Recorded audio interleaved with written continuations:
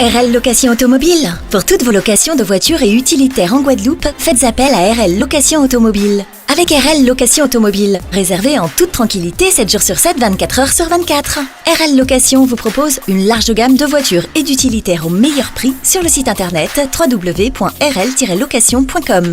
RL Location, c'est aussi l'assistance et la livraison. Pour tout renseignement, contactez-nous au 0590 10 66 87. RL Location Automobile, la location en toute simplicité. Guadeloupe, actualité. Le président de la République Emmanuel Macron a dit cet après-midi lors de sa conférence sur l'Ukraine, je cite, que l'analyse collective était que d'ici quelques années, il fallait s'apprêter à ce que la Russie attaque les 10 pays. En parlant des 10 pays, il parle des pays présents autour de la table et que le constat collectif est qu'au fond, notre sécurité à tous est aujourd'hui en jeu. Emmanuel Macron, qui en somme tente de justifier une intervention militaire française en Ukraine, puisque selon lui, nous devons faire plus qu'apporter un soutien matériel et financier à ce pays qui constituerait le dernier rempart contre les barbares russes qui souhaiteraient visiblement envahir l'Europe. Enfin ça reste son point de vue. Et hier, aux alentours de 4 heures, un incendie s'est déclaré dans une maison abandonnée de la rue Raspail à Pointe-à-Pitre. Un feu qui s'est propagé aux locaux avoisinants, mais aussi aux bâtiments situés de l'autre côté de la chaussée. Parmi eux figure le local de 50-50 qui a été réduit en cendres. Un coup dur pour ce quartier chargé d'histoire. Regardez.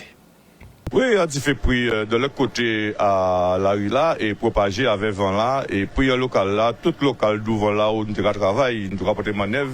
Puis toute partie, là nous rentrons pas derrière, toute partie doit être là pris. Donc là, qui était nous projet là, nous là, et bio là, t'as fait réunion et tout ça, c'est ça qui brûlait. Et t'as propagé derrière là, et voilà, donc ces populations interviennent. Donc voilà, nous perdons pour 40 l'année à 50 là, nous perdons un bel grand local que nous là, et pas pas nous oublier que c'est un patrimoine dans le pays Guadeloupe qui était là parce que c'est ça qui est là pour l'intendance. Donc il était travaillé, il a dormi là, travaillé, il a resté là, famille moun il a resté là, d'avoir que c'est moun qui a travaillé l'usine d'Arboussé. Donc voilà, c'est ça que a dit par rapport à bon matin là, donc ça un choquant pour nous. Il y a tous des pans à moun pas devant là, Kazayo puis nous avons un grand métamon qui là.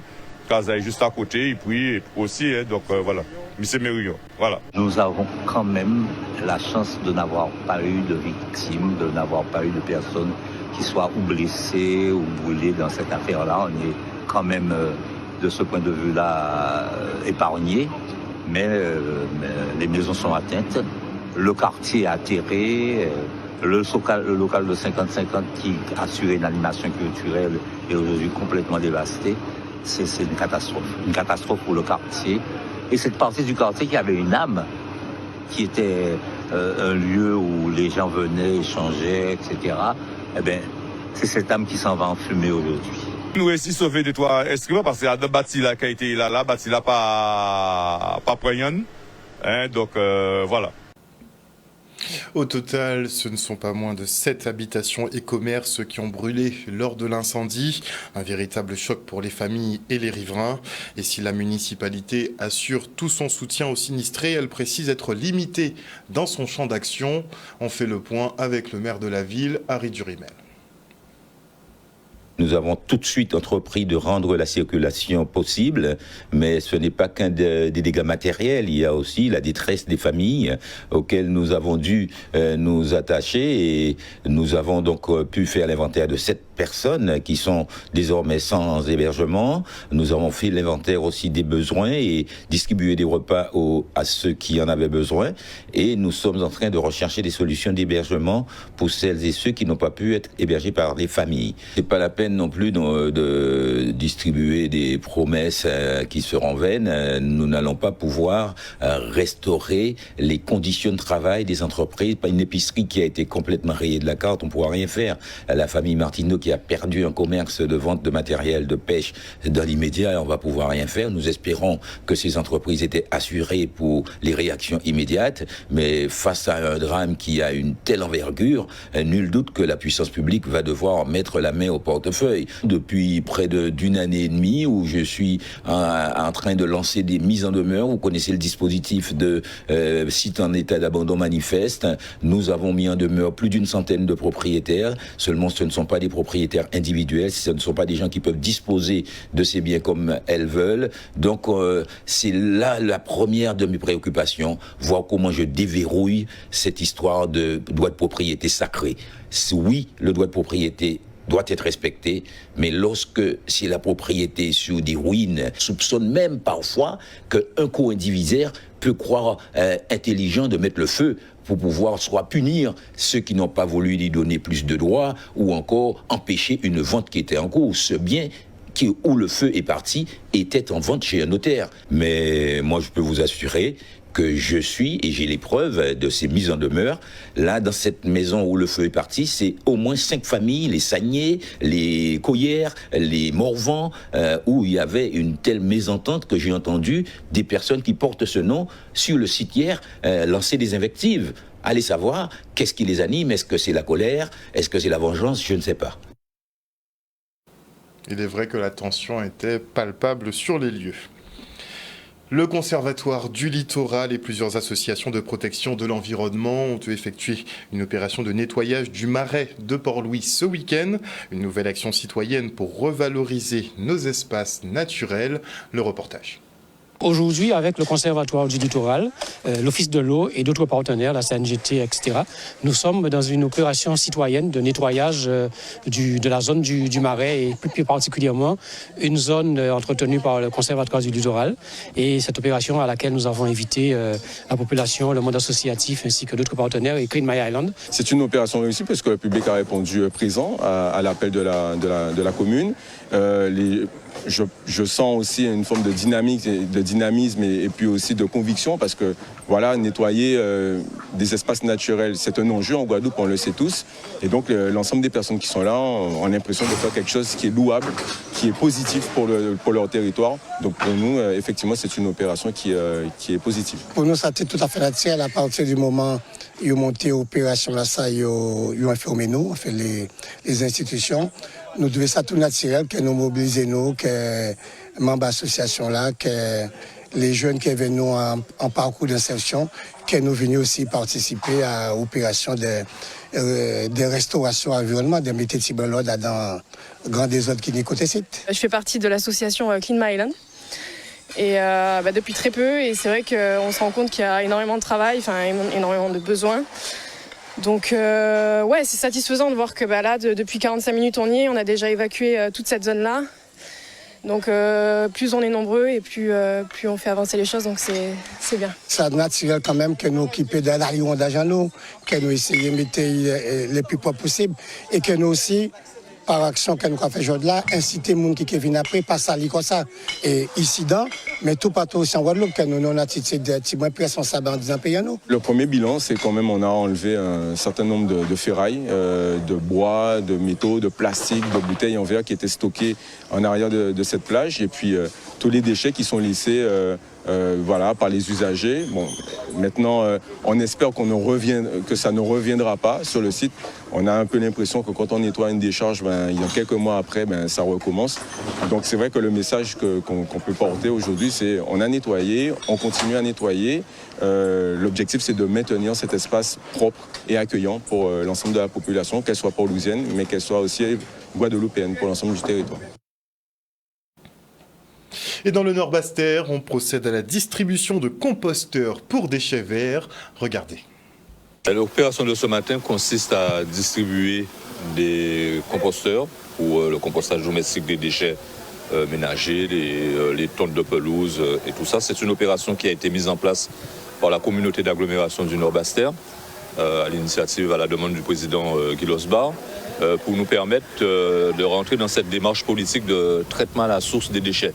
C'est très important parce que ça responsabilise la population, ça nous permet aussi de diminuer la quantité de déchets qui va dans les décharges et en même temps ça nous permet de préserver notre environnement puisque ces composteurs, qu'est-ce que ça va permettre? Ça va permettre d'avoir du compost pour amender les terres, pour faire de la culture, pour faire du maraîchage. Donc voilà, c'est une démarche globale qui est inclusive et qui nous permet de rentrer dans cette démocratie participative que nous voulons au niveau de la communauté d'agglomération du Nord-Bastère. Je suis venu équiper un composteur sans grande conviction parce que tout simplement, j'essaie en tout cas de faire ce qu'il faut pour réduire un petit peu mes déchets au niveau de la vie quotidienne.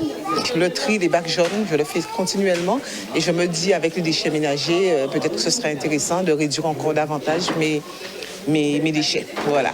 Maintenant, on va leur expliquer comment l'utiliser. Il y aura des métiers qui vont être créés par la communauté d'agglomération autour de cette politique pour permettre à des ambassadeurs d'aller chez les gens et leur dire comment utiliser ces composteurs. Ils ne seront pas livrés comme ça. Il y a beaucoup de gens qui disent ouais, ça amène des souris, ça amène des rats, ça amène des mille-pattes. Là encore, c'est pour montrer que lorsqu'on traite les déchets, on les traite proprement. Et donc, si un composteur est bien traité, bien suivi, il n'y aura pas de problème de nuisibles, il n'y aura pas des désagréments pour la population. Et c'est vraiment le message que la communauté d'agglomération et à travers son président Guy Losbar, on veut faire passer.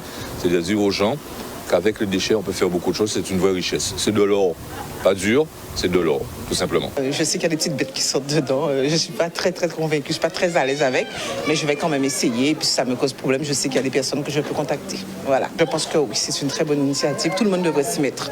Mais après, lorsqu'on habite, on n'a pas un grand jardin, on n'a pas un appartement, je suis un petit peu sceptique, donc je verrai ce que ça donne par la suite. Et dans le cadre des deuxièmes éditions des Mémoires paysannes de Guadeloupe, l'association Terre au Dynamis organisait une projection de son nouveau documentaire au Ciné-Théâtre du Lamentin. L'objectif est simple, éduquer les générations futures sur les nombreuses richesses qui nous entourent. Et pour ce nouveau film, le réalisateur Éric-Alexis Michaud a suivi des bibliothèques vivantes comme Marie Gustave, spécialiste de la biodiversité guadeloupéenne, ou encore l'association des cuisinières. Regardez. Et moi, paysanne, au départ, c'était un projet. Mais ça veut dire une mission carrément, je dis jour, qui veut dire, il y a le monde qui dit nous, plantons-nous, et grand monde en nous, qui vivent dans la campagne, qui a planté, ben, ces gens ça mérité tout vont côté pour parler d'eux. Voyons lumière, c'est tout le travail qu'ils ont fait et toute connaissance qu'ils ont en tête à eux. Un peu comme toutes nos productions classiques, on commence d'abord par un travail d'écriture pour essayer de répondre à un besoin, tout en n'oubliant pas que le but premier de la série est d'éduquer. Le fait qu'on tourne dans un film là, c'est pour les générations futures, c'est pour que la Guadeloupe peut connaître richesse unie. Et moi, j'ai un certain âge, mais la nouvelle génération fait connaître que tin poids beaucoup sous, tin zébian, tin l'eau plante, que fait nous apprendre compte. Et c'est pourquoi on pas dit non. Le vrai monsieur Thomas m'a dit moi, est-ce que on voulait tourner dans un film là et parler de zébian. Jean-là est tourné là, il a les explications, mais il a les clés aussi pour vous-même, vous pouvez apprendre à faire. Si vous êtes intéressé, eh bien, vous savez qui j'en pour planter des épiantes, vous savez qui j'en pour planter beaucoup sous, qui j'en pour soigner, vous savez qui j'en pour servir veille, qui j'en pour faire en Super Congo, l'association des cuisinières, vient une belle démonstration dans la vidéo là. Donc c'est ça, Mémoire paysanne, c'est tout ça. Donc là, nous ni ces deux plantes là ça et c'est là ça qui va continuer l'année prochaine, nous allons choisir des autres encore. Et cette idée formidable de Jean Thomas et avec la réalisation de monsieur Éric-Alexis Michaud permet d'éveiller notre curiosité et de nous reconnecter à notre patrimoine tant culinaire que thérapeutique et bien plus encore. Il y a un deuxième lancement public qui a été fait, c'est pour Marie Galante. Alors nous avons tout le monde Marie Galante. Rendez-vous. Ça nous fait au souhait là, c'est ça qui a été fait. Moun Marie Galante par les autres, ça qui est fait à l'OMCS le vendredi 1er mars, rendez-vous à 18h45. Un reportage signé Olivier Moradel. Et retour maintenant sur le Caribbean Rum and Food Festival au Palais des Sports du Gosier. Les amateurs de bonne bouffe et de rhum comme Éric Judor étaient présents pour décoller en toute convivialité. L'abus d'alcool, bien évidemment, est dangereux pour la santé.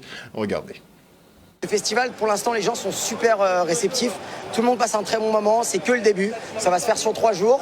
Et je pense que c'est le début d'une très longue aventure. Comme on l'a dit, il n'y a pas assez, à mon goût, de célébration du rhum en Guadeloupe. Il faut que ça arrive tous les ans et que ça devienne vraiment un moment incontournable. L'intérêt pour moi de parrainer ce festival, c'est d'une, de boire gratuit, de 2, de manger gratuit, et de 3, de présenter un cocktail à base de rhum que je sors. Alors j'ai fait une petite présentation sur scène. Cannes a eu la générosité de verser plein de jus dans plein de petits gobelets qu'on a fait passer dans le public. Et visiblement, ça plaît beaucoup puisqu'ils se sont précipités sur le stand, m'ont arraché les vêtements et m'ont acheté des bouteilles. Il y a une vingtaine de marques à peu près de rhum, mais vraiment il y a de tout. Il y a du rhum guadeloupéen, du rhum de Martinique, et on peut même goûter des rhums du monde sur plusieurs stands. Donc c'est vraiment sympa que tout le monde soit venu, que beaucoup de monde soit venu. Il aurait pu en avoir plus, mais il y a déjà pas mal pour une première édition, et en espérant que les années suivantes, il y aura encore plus de monde. C'était intervenant justement où j'ai essayé de sublimer au mieux les produits locaux. Donc on a fait un ceviche de petit thon qu'on a agrémenté avec du punch coco Montebello et également un rhum vieux mi-cuit avec un punch brut de fût Montebello. Je trouve que c'est super intéressant de mettre en avant ces produits-là. La démarche elle est top et j'espère que ça continuera comme ça et qu'il y aura d'autres festivals de ce genre parce qu'on existe aussi, comme je te disais, on est là et on a de quoi faire et je crois qu'on peut encore aller de l'avant et sublimer les produits locaux. Le rhum, c'est pas juste boire le petit punch, le rhum, c'est vraiment, pour moi, ça fait partie de la gastronomie guadeloupéenne. Et c'est en fait, faut qu'on mette ça en avant parce que tu vas dans des grands restaurants en métropole ou dans d'autres pays, on va te dire, ouais, est-ce que vous voulez la carte des cognacs, etc. Donc nous aussi, on peut avoir une belle carte de rhum parce qu'on a énormément de rhum en Guadeloupe, il y a énormément de belles distilleries et il y a un travail qui est fait, quoi. On a du miel, on a des sirops locaux, on a du chocolat, on a beaucoup de Martiniquais qui ont fait le déplacement pour être présents au niveau des exposants. On a la Favorite, la Baie des Trésors, Brodé-Quesnesson. Pour l'instant, les distilleries guadeloupéennes ont été assez timides vis-à-vis de ce projet.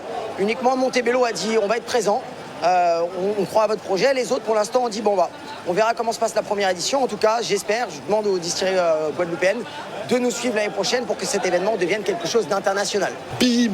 Alors, ah là là! Rac rac! Et notez que pour faire du rhum, il faut de la canne. Et vous le savez, les planteurs sont actuellement en négociation avec l'usinier, mais aussi l'État et les collectivités pour tenter de revaloriser le prix d'achat à la tonne. Vu qu'aucun accord n'a été conclu pour l'instant, eh bien, ils ont annoncé le blocage de l'usine de Gardel dès demain. Ça ne sont pas bons, en tout cas, que ce soit pour les négociations annuelles obligatoires. On va voir. En tout cas, l'ouverture de la saison sucrière devrait prendre du retard. On sera fixé dans les jours qui viennent. Et notez que le mois de l'Afrique est aussi l'occasion de mettre en lumière la beauté noire à travers l'élection de la reine de Saba, où on se rend tout de suite. Cette élection, comme d'habitude, elle est là pour nous rappeler que nous sommes magnifiques et que nous n'avons pas besoin de nous transfigurer la peau ou de nous triturer les cheveux pour être belle et magnifique. Donc en fait c'est pour booster un peu l'estime de soi et nous rappeler aussi que notre culture, notre spiritualité sont vraiment à la base de ce que nous sommes et nous permettent d'aller toujours de plus en plus loin puisque nous savons que la mère, la femme est un protomutant de la société, est à la base de la société et qu'avec elle, en tous les cas, les hommes peuvent faire des exploits. Donc nous travaillons sur l'image de la femme, sur ce qu'elle est, pour qu'elle puisse elle-même transmettre à ses enfants et pouvoir construire ensemble une société beaucoup plus belle et beaucoup plus juste et meilleure. Nous sommes toutes des reines et franchement félicitations à nous parce que nous avons fait quelque chose d'extraordinaire. Ce produit, c'est un investissement, c'est un travail acharné.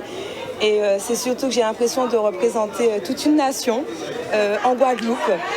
Donc ce qui est assez paradoxal puisque la Guadeloupe étant petite, mais toute une nation qui est grande, l'Afrique.